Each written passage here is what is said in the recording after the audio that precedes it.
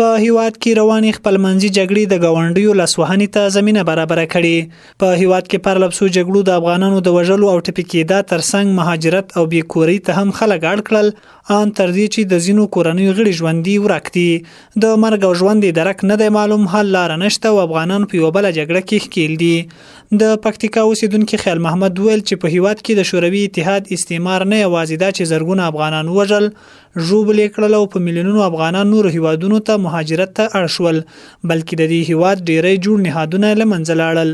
هغه وویل چې په هیواد کې پرلپسو جګړو، انقلابونو، مهاجرتونو د ګاونډیو هیوادونو ته په ځانګړي ډول پاکستان ته زمینه برابره کړه چې د افغانستان سرحدي سیمې لاندې کړي، پوځي تاسیسات پکې جوړ کړي او ان تر دې چې په افغان خاور اغزن سیم تیر کړي. سیمه خاردار لګوي نو دغه ځای یو داسې لنډه د شعر په الفاظ باندې یو تخپه لرم: په څاپو یم عادت د سمندره، په څاپو یم عادت د سمندره، نه ایریږم لا غړیم او ستمګره. د غونډې یو بل ګډونوال تاج محمد هم د شوروي استعمارګر قوت په وړاندې د افغانانو د تش لاس مبارزه وستایله او زیاته کړه چې د شوروي جګړې افغانانو ته په میراث زیاتې بدبختۍ پرېښودې. سرچینې هم ویل چې افغانان باید نور خپله له نیابتي او تپل شوې جګړې ځان خلاص کړي او د سولې له روانې پروسې څخه دې په کلک ډول ملاتړ وکړي ترڅو افغانان له خپلمنځي جګړې خلاص او د هیواد پرمختګ ته راوګرځي. په ټول افغاني جذبه درته وایم، د یو افغاني حیثیت، د یو افغاني ځوان په صفت درته وایم چې نور د دې خاورې له تروریستي ډلو او دلته روانې جګړې نه د لاس واخله.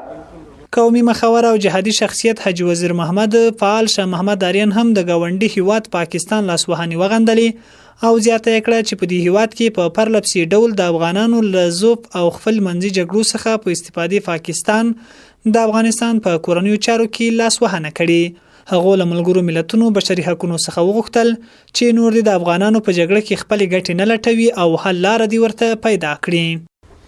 موت چې څای موت کړي ول هغه خو هغه رښتونی موت کړه، چا پوتې ور هغه دوی پسې ور موت کړه، غلا یې کړه، کباړ یې کړه، پاکستان ته یې وروړل، موږ یې پیسې غوژنارو پرې کړل. پس له ډېر اوږد مهاجرت نه، پس له ډېرو دربدریو نه، پس له ډېرو قربانیو نه موږ افغانانو په یو نوم په بل نوم د دغه جګړې ښکار شو چې بالاخره جګړه د موږ تر کورونو راورسېده او بالاخره د موږ تر نسلونو راورسېده او د افغانانو په رګ رګ کې جګړه پیدا شوه. د یادونې وړ ده چې یاده غونډه د پکتیکا په برمل ولسوالۍ په سرحد انګور اډه کې جوړه شوې وه. دلاور دانش، روهي نیوز، پکتیکا.